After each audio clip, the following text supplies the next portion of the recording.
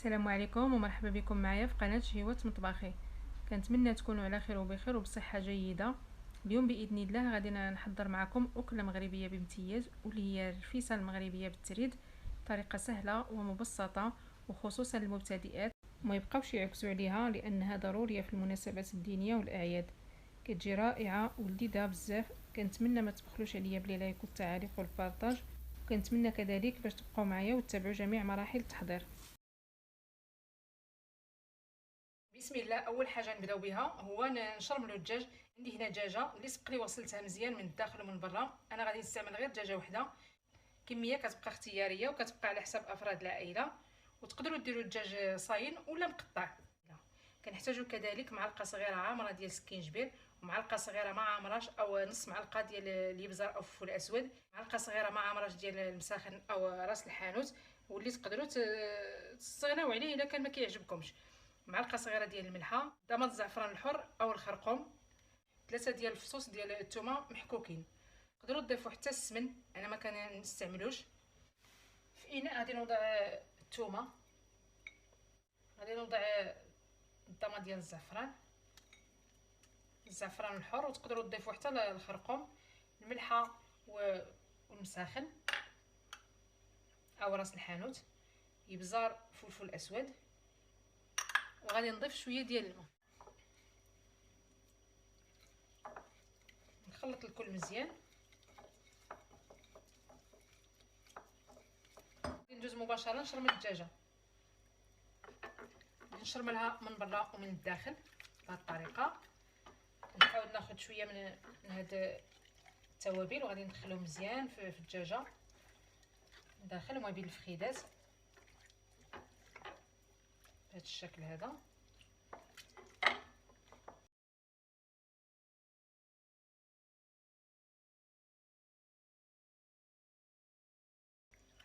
وغادي نجمع لها الرجيلات. بعد ما شرملت الدجاجه وجمعت لها الرجلين، نغطيها بالسلوفان ونخليها مرقده في هذه الشرموله حتى تشربها مزيان. وغادي ندوز باش نعجن التريد. بالنسبه للعجينه كنحتاجوا الدقيق الفورس او الدقيق الابيض والدقيق الفينو. عندي 400 غرام من الدقيق الفورس و200 غرام من الدقيق الفينو اللي سبق لي وغربلتهم. عندي معلقه صغيره ديال الملحه، معلقه صغيره ديال الزيت النباتيه، وراس معلقه صغيره ديال الخميره الحلويات.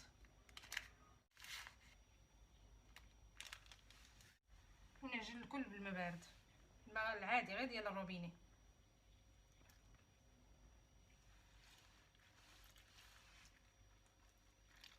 بالنسبه للعجينه كتكون شويه قاصحه، ما كتكونش خفيفه. غادي نجمع العجينه وغادي نرجع معكم. بعد ما جمعت العجينه، هذا هو القوام ديالها، كتكون شويه قاصحه. نديرها في بلاستيك غذائي وغادي نخليها ترتاح ما بين 15 حتى ل 20 دقيقه. دابا غادي نخليها ترتاح وغادي ندوز باش نصب الدجاج. بالنسبه للمقادير ديال المرقه اللي غادي نطيبوا فيها الدجاج وغادي نسقيو بها التريد، عندي 3 ديال البصلات اللي قطعتهم بهذا الشكل طولي، وعندي زلافه ما عامراش ديال العدس اللي سبق لي وفزقتها في الماء باش ملي نطيبوها ما كتزولهاش القشره ديالها، وعندي معلقه كبيره ديال الحلبه حتى هي فزقتها في الماء. بالنسبه للكميه ديال الحلبه كتبقى اختياريه، تقدروا اللي كتعجبو الحلبه يقدر يزيد اكثر من هذه الكميه. انا ما كيبغيوهاليش مورين الدار، داكشي علاش درت غير معلقه كبيره. وعندي راس صاين ديال الثومه. بالنسبه للعطريه عندي نص معلقه صغيره ديال الابزار او الفلفل الاسود، معلقه صغيره ديال السكينجبير، ومعلقه صغيره ديال الملحه اللي كتبقى على حساب الذوق، والضامه ديال الزعفران الحر، وتقدروا تضيفوا حتى الخرقوم. عندي هنايا ربطه ديال خليط ما بين القزبر والمعدنوس، وكاس لاروب ديال الزيت خليط ما بين زيت الزيتون وزيت المائده، ولكن انا مستعمله هنا زيت الزيتون اكثر. دابا غادي نجيبوا الطنجره ولا الطاوه اللي غادي نطيبوا فيها، غادي نوضع فيها الدجاجه. غادي نضيف البصله في الجناب بهذه الطريقه، وغادي نضيف العطريه الابزار او الفلفل الاسود والسكينجبير والملحه، وتقدروا تضيفوا في هذه المرحله حتى المساخن. انا اكتفيت بهم غير مع الدجاج. وغادي نضيف الضامه ديال الزعفران الحر، ونضيف العدس. انا كندير كلشي في دقه.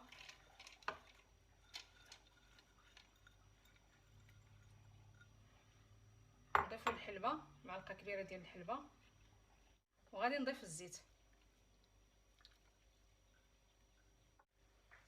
غادي نزيد واحد شويه ديال الماء، غير شويه،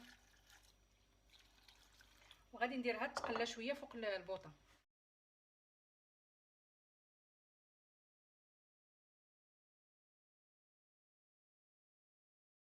بعد ما تقلات الدجاجه مزيان، ضفت لها الماء الكافي اللي غادي طيب فيه الدجاجه، وغادي نضيف الراس ديال الثومه، كنضيف الربطه ديال القزبر ومعدنوس.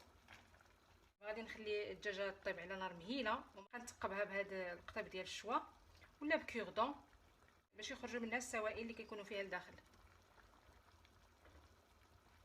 وكنبقى مره كنقلبها.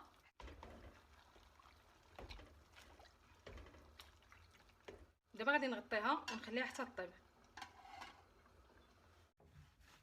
بعد ما ارتاحت العجينه تقريبا 20 دقيقه، زولتها من البلاستيك. هانتوما كي كتشوفوا العجينه رطبه، ما كتحتاج لا دليك لا والو. لوزها غير بين يدي واحد شويه، وغادي ندوز مباشره باش نشكلها كويرات. كندهن يدي غير شويه بالزيت، كنشكل الكويرات على قد المقله اللي غادي نطيبوا فيها هاد التريد. كندهنهم شويه بالزيت من الجهه التحتانيه باش ما يلصقوش في البلاطو. وغادي نستمر بهذه الطريقه حتى نكمل الكويرات ديالي كاملين، وغادي نرجع معكم. بعد ما شكلت الكويرات غادي نغطيهم بلاستيك غذائي، نخليهم يرتاحوا واحد 5 ديال الدقائق باش ملي كنبغيو نطلقوهم كيطلقوا لنا بسهوله وكيعطيونا الطوع باش نسرحوهم مزيان.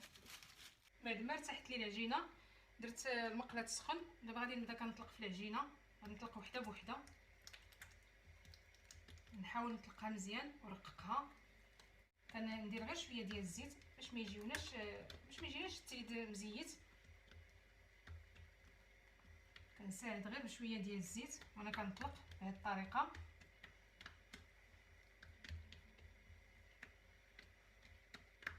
كنحاول نرققها كامله حتى الجوانب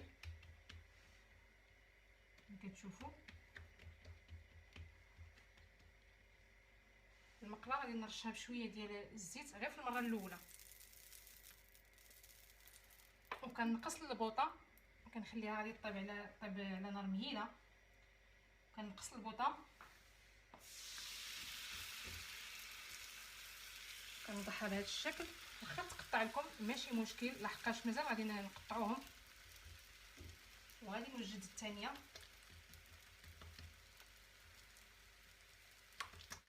غادي نوجد الثانيه بنفس الطريقه، نحاول نرققها مزيان.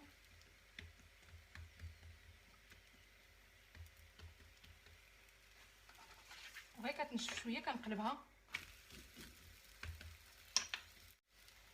وغادي نوضع الثانيه فوقها بهذه الطريقه، نحاول نقادها.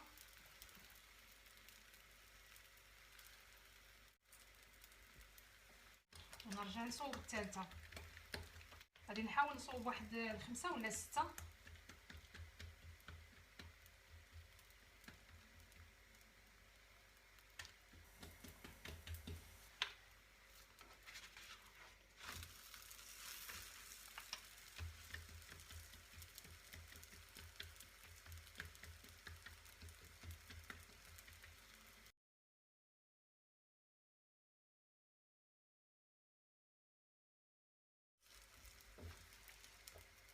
نستمر بهذه الطريقه،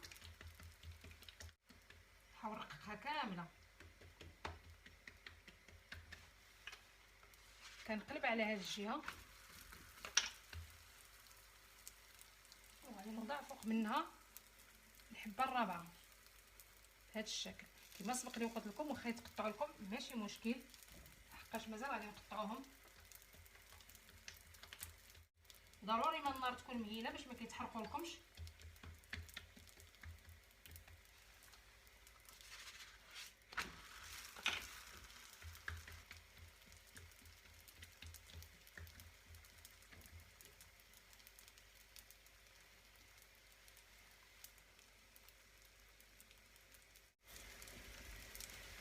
وغادي نصوب السادسه.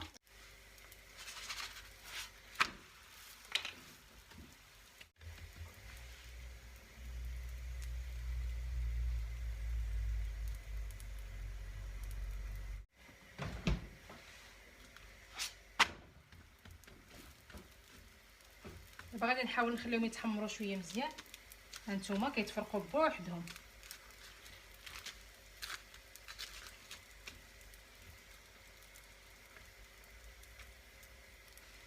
وغادي نوضعهم في واحد الطبسيل.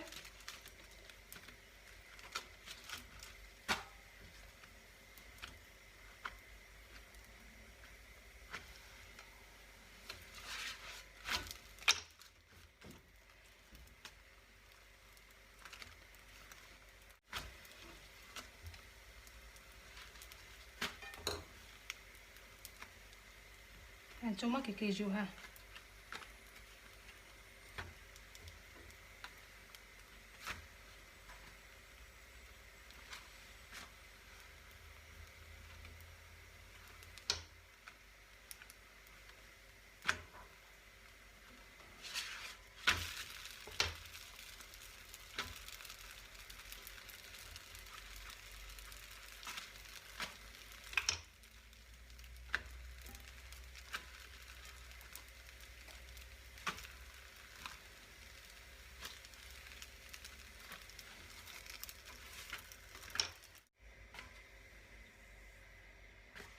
بعد ما كيطيب التريد كنديرو مباشره في منديل اللي كيكون نقي.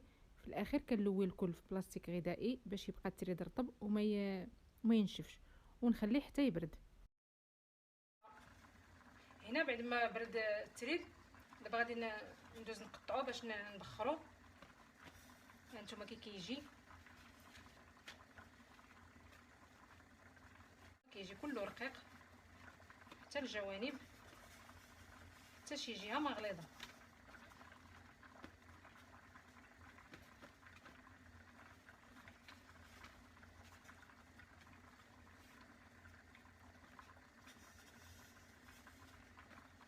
غادي ندوز نقطعو. كناخذ الحبات ديال التريد بهذا الشكل.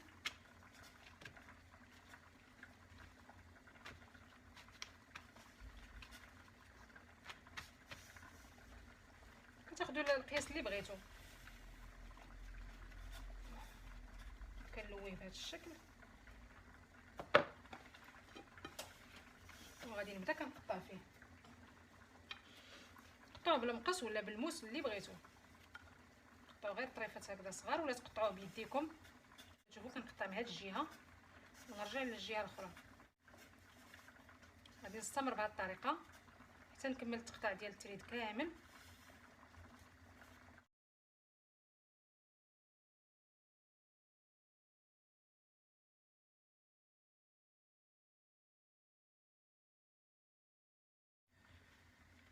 بعد ما قطعت التريد كما كتشوفوا بهذا الشكل هذا كنقطعوا قطع صغيره. بالنسبه للتريد تقدروا توجدوا واحد الكميه كثيره وتقطعوها بهذا الشكل هذا. ديروا الكميه اللي غادي تاكلوا غادي ديروها تبخر، واللي شاط لكم كديروه في بلاستيكات وكديروه في المجمد. نهار اللي كتحتاجوا تبغيو ديروا رفيسه بلا ما توليو تعاودوا طيبوا التريد ولا طيبوا الملاوي، كتجبدوهم من المجمد وتخليهم حتى يطلقوا وتبخروهم.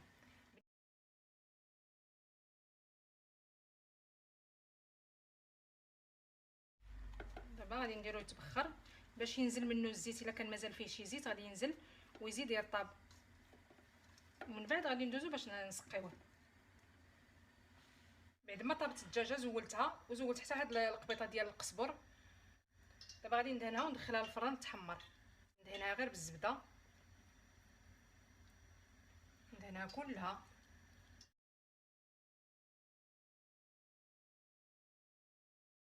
بعد ما تبخر التريد غادي نوضعو في الطبق ديال التقديم. كنوضعو في طبسيل ولا في قصريه.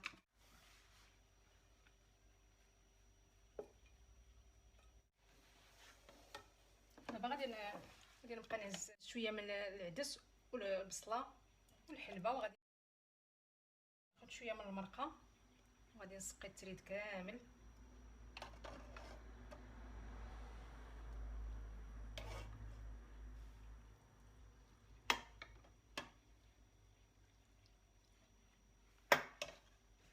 غادي نوضع الدجاجه بهذا الشكل وغادي نكمل التزيين.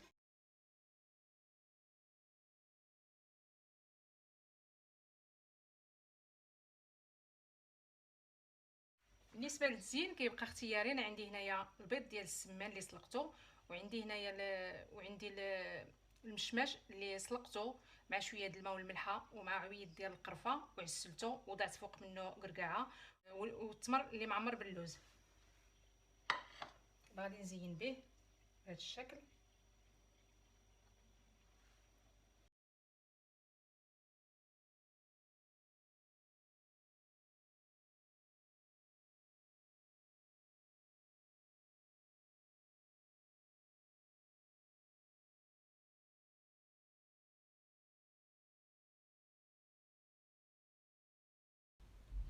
هذا هو الشكل ديال الرفيسه بعد ما زينتها تزيين بسيط. طبعا كيبقى لكم الاختيار في طريقه التزيين، المهم كتجي بنينه ولذيذه بزاف بطريقه سهله ومبسطه، والمقادير في متناول الجميع. كنتمنى تنال الاعجاب ديالكم وتجربوها، وما تنسونيش من لايك والتعاليق والبارطاج، واللي مازال ما اشتركش كنتمنى يضغط على زر الاشتراك ويفعل الجرس باش يوصلو كل جديد. شكرا على المتابعه، ومع السلامه الى فيديو ووصفه جديده.